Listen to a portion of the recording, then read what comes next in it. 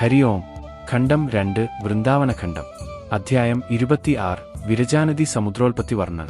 ബഹുലാശ്വനും നാരദനും തമ്മിലുള്ള സംഭാഷണം തുടരുന്നു. ബഹുലാശ്വൻ ചോദിച്ചു, ശ്രീകൃഷ്ണനാൽ വധിക്കപ്പെടുന്നവരുടെ ആത്മാക്കളെല്ലാം ഭഗവാനിൽ തന്നെയാണ് അലിഞ്ഞു ചേർന്നത്. എന്നാൽ ശംഖചൂഡന്റെ ആത്മാവ് ശ്രീകൃഷ്ണന്റെ ചങ്ങാതിയായ ശ്രീദാമാവിൽ ലയിക്കുവാൻ കാരണം എന്താണ്? അല്ലയോ മഹർഷി, ദയവായി എന്റെ ഈ സംശയം ദൂരീകരിച്ചു തന്നാലും. ശ്രീ നാരദൻ പറഞ്ഞു, ഗോലോകധാമത്തിൽ വച്ച് നടന്ന ഒരു സംഭവമാണ് ഇതിന് കാരണമായത്. അത് ഞാൻ വിവരിച്ചു തരാം. രാധ, വിരജ, ഭൂദേവി എന്നിങ്ങനെ 3 സഖിമാർ ശ്രീകൃഷ്ണ ഭഗവാൻ ഉണ്ടായിരുന്നു. എന്നാൽ ഭഗവാന് ഏറ്റവും പ്രിയം രാധയോടായിരുന്നു. ഒരു ദിവസം ശ്രീകൃഷ്ണൻ വിരജയോടൊപ്പം ഒരു ഏകാന്ത നികുഞ്ചത്തിൽ വിഹരിക്കുകയായിരുന്നു. മറ്റ് സഖിമാരിൽ നിന്നും ഈ കാര്യം അറിഞ്ഞ രാധ വളരെ ദുഃഖിതയായി. അപ്പോൾ രാധ ഒരു രഥത്തിൽ കയറി ശ്രീകൃഷ്ണ ഭഗവാനെ കാണാൻ അവിടേക്ക് പുറപ്പെട്ടു. അവിടെ ശ്രീകൃഷ്ണന്റെ ചങ്ങാതിയായ ശ്രീദാമാവ് കാവൽ നിൽക്കുന്നുണ്ടായിരുന്നു. ശ്രീദാമാവിനെ മറികടന്ന് രാധ അകത്തേക്ക് പ്രവേശിക്കാൻ ശ്രമിച്ചു. എന്നാൽ ശ്രീദാമാവ് രാധയെ തടഞ്ഞു. അതിൽ കുപിതയായ രാധ ശ്രീദാമാവിനൊപ്പം കലഹത്തിൽ ഏർപ്പെട്ടു. ആ കലഹത്തിന്റെ ശബ്ദം കേട്ടപ്പോൾ ഭഗവാൻ പെട്ടെന്ന് അപ്രത്യക്ഷനായി. രാധയെ പേടിച്ച് വിരജ ഒരു നദിയായി പരിണമിച്ച ശേഷം ഗോലോകധാമത്തിൽ ഒഴുകുകയും ചെയ്തു. ശ്രീകൃഷ്ണൻ അപ്രത്യക്ഷനായതും വിരജ നദിയായി മാറിയതും അറിഞ്ഞ രാധ സ്വന്തം നികുഞ്ചത്തിലേക്ക് മടങ്ങിപ്പോയി. തുടർന്ന് നദിരൂപം ധരിച്ച വിരജയെ ഭഗവാൻ കൃഷ്ണൻ വീണ്ടും മനോഹരിയായ യുവതിയായി രൂപാന്തരപ്പെടുത്തി. അതിനുശേഷം ഭഗവാൻ വിരജയുമായി രമിച്ചു. കാലക്രമേണ വിരജയ്ക്ക് 7 പുത്രന്മാർ ജനിച്ചു. ഒരു ദിവസം ആ 7 പുത്രന്മാരും തമ്മിൽ കലഹത്തിൽ ഏർപ്പെട്ടു. ആ കലഹത്തിനിടെ മൂത്ത 6 പേരും ചേർന്ന് ഏറ്റവും ഇളയ പുത്രനെ പ്രഹരിച്ചു. ആ വിഷമത്തിൽ ഇളയപുത്രൻ അമ്മയുടെ മടിയിൽ കയറി അഭയം പ്രാപിച്ചു. വിരജ പുത്രന്മാരെ ശകാരിച്ചു. പക്ഷേ അവരുടെ തർക്കവും ബഹളവും കേട്ടുടൻ ഭഗവാൻ അപ്രത്യക്ഷനായി.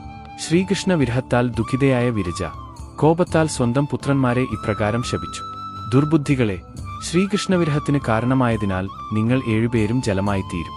ഓരോരുത്തർക്കും വേറിട്ടൊഴുക്ക് ഉണ്ടായിരിക്കും.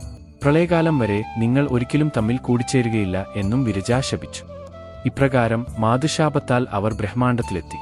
അങ്ങനെ അവർ ഉപ്പുവെള്ളം നിറഞ്ഞ ലവണസമുദ്രമായും കരിമ്പിന്നീർ നിറഞ്ഞ ഇക്ഷുസമുദ്രമായും മദ്യം നിറഞ്ഞ സുരാസമുദ്രമായും നെയ്യ് നിറഞ്ഞ സർപ്പിസമുദ്രമായും തൈർ നിറഞ്ഞ ദധിസമുദ്രമായും പാൽ നിറഞ്ഞ ക്ഷീരസമുദ്രമായും ശുദ്ധജലം നിറഞ്ഞ മഹാസമുദ്രമായും രൂപാന്തരപ്പെട്ടു. ഇവ 7 പരസ്പരം കൂടിച്ചേരാതെ വ്യത്യസ്ത ലോകങ്ങളിൽ സ്ഥിതി ചെയ്യുന്നു. പുത്രന്മാരെ നഷ്ടപ്പെട്ട വിരജ അത്യന്തം ദുഃഖിതയായി. അത് കണ്ട ശ്രീകൃഷ്ണൻ വിരജയുടെ സമീപത്തു ചെന്ന് ഇപ്രകാരം പറഞ്ഞു: പ്രിയേ, ഞാൻ ഒരിക്കലും നിന്നെ ഉപേക്ഷിക്കുകയില്ല. എന്റെ തേജസ്സാൽ നിന്റെ പുത്രന്മാർക്ക് യാതൊരു അനർത്ഥവും സംഭവിക്കുകയില്ല.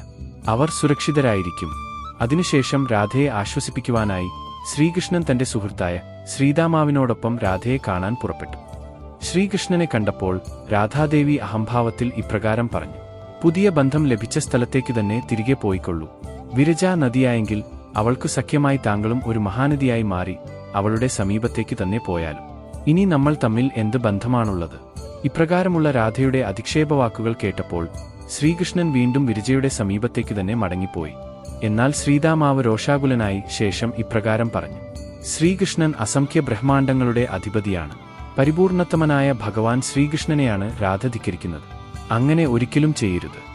ആ വാക്കുകൾ ശ്രവിച്ച രാധ അതിയായ കോപത്തോടെ ശ്രീദാമാവിനെ ഇപ്രകാരം ശപിച്ചു: ഹേ വിഡ്ഢി, പിതാവിനെ സ്തുതിച്ചുകൊണ്ട് മാതാവായ എന്നെ ധിക്കരിക്കുന്നതിനാൽ നീ ഒരു രാക്ഷസനായി മാറും. അതിനാൽ നീ ഗോലോകത്തിൽ നിന്ന് പുറത്തുപോകുക.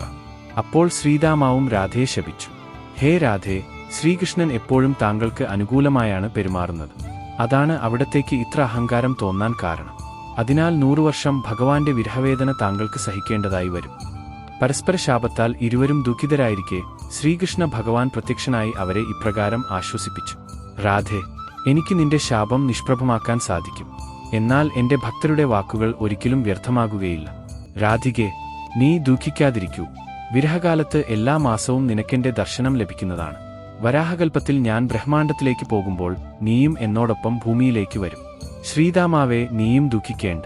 നിന്റെ ഒരംശം അസുരനായി ജനിക്കും. വൈവസ്വതമന്വന്തരത്തിൽ രാസമണ്ഡലത്തിൽ വച്ച് ആ അസുരനെ ഞാൻ തന്നെ നിഗ്രഹിക്കും. ഇപ്രകാരം ശ്രീദാമാവിന്റെ ഒരംശം യക്ഷലോകത്ത് ശംഖചൂഡനായി ജന്മമെടുത്തു.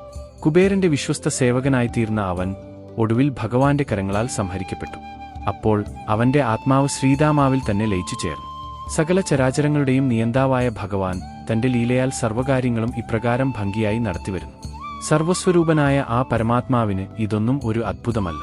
ആ സർവേശ്വരനെ നാം നമസ്കരിക്കുന്നു. നാരദൻ തന്റെ വാക്കുകൾ തുടർന്നു: ഭഗവാന്റെ അതിമനോഹരമായ ഈ വൃന്ദാവന ലീലകൾ ഞാൻ അങ്ങേക്ക് വിവരിച്ചു തന്നു. ഭക്തിയോടെ ഇത് കേൾക്കുന്ന ഏവരും ആ പരമപദം പ്രാപിക്കുന്നു. ഇവിടെ 2-ാം ഖണ്ഡത്തിലെ 26-ാം അധ്യായം സമാപിക്കുന്നു.